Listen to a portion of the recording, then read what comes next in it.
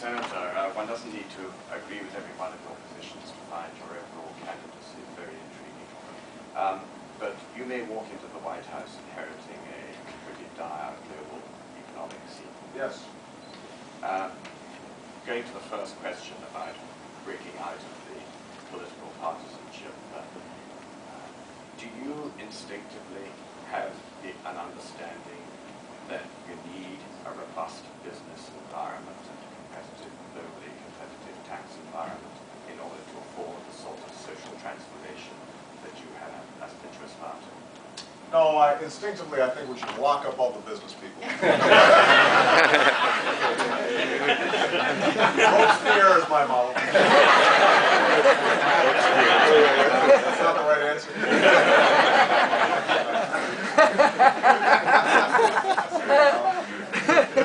No, absolutely. Look, I'm not an ideologue. I don't come into this with an ideological perspective, and neither are the American people. There is anxiety out there right now, which is starting to get a populist tinge to it.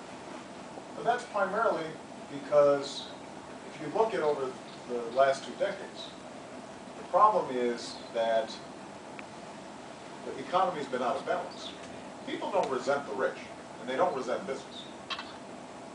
What people are resentful of is the sense that their wages and incomes have flatlined at a time when most of us here, and most in Manhattan, and most folks in Silicon Valley, and portions of Chicago, have seen wealth that has never been seen before. It has been concentrated in the top 1%. And so the question is, how do we restore some balance so that people feel like, most folks, they want to be rich, they don't resent the rich.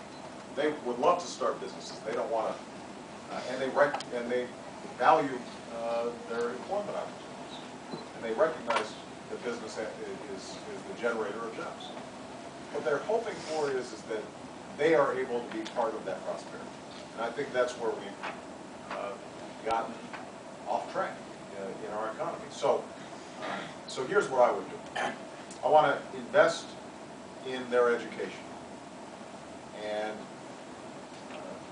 our workforce, because it's also needed in order for business to be successful, a trained, educated workforce. That's going to require some investment. I want to rebuild our social safety net, not by looking backwards at the New Deal, but rather looking forward to figure out what is the equivalent in a global economy where people are not going to be working in the same job for 30 or 40 years. So how do we update our social contract so that people feel some security, even as they're working in a dynamic economy? The third thing is I want to get our fiscal house in order. Our government has to be much more efficient. And I always tell people, if you are a Democrat, if you are a progressive, you should be as interested in fiscal responsibility as any conservative is. Because we don't have enough money to spend on the things that we need to spend money on. And so we can't waste it on a bridge to nowhere, or a no-bid contract, or a government program that does not work. So that's the third thing.